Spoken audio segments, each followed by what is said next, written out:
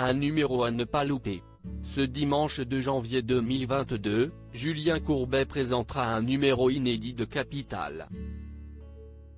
Cette fois-ci, l'émission aura comme thème, circuit court, distributeur, camion-magasin, la nouvelle bataille du commerce.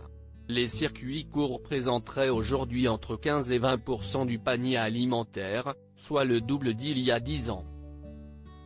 Alors que les distributeurs de pain envahissent les campagnes, David et Angélique ont investi dans 35 distributeurs de pain et ont ainsi multiplié leur chiffre d'affaires par 10.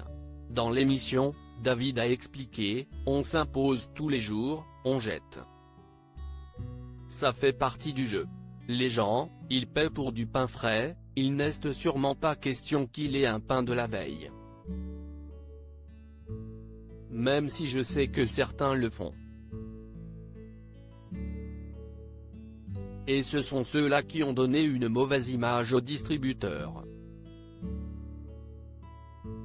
En moyenne, un distributeur vend pour 1 500 € de pain et viennoiseries par mois. David le loue 350 € à son fabricant. Entre les salaires et les matières premières, il en a pour 730 € par mois. À la fin du mois, le commerçant se fait un bénéfice mensuel de 400 €.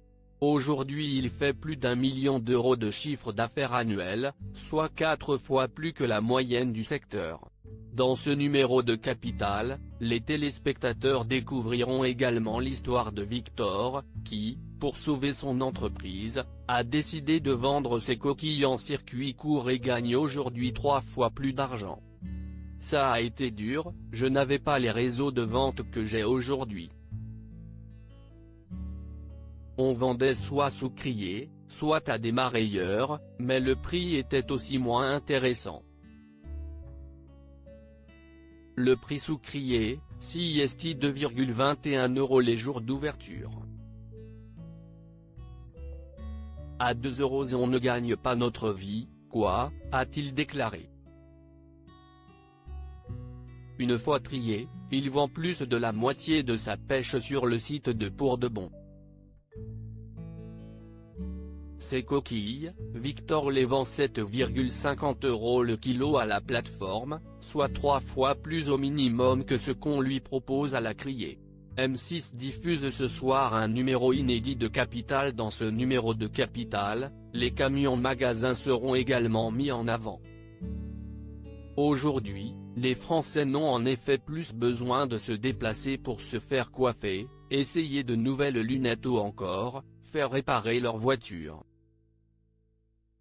En ville comme dans les villages, plus de 115 000 personnes tiennent leur magasin dans leur camion. L'occasion d'en apprendre plus sur cette méthode de vente et de son succès. Loading DJ.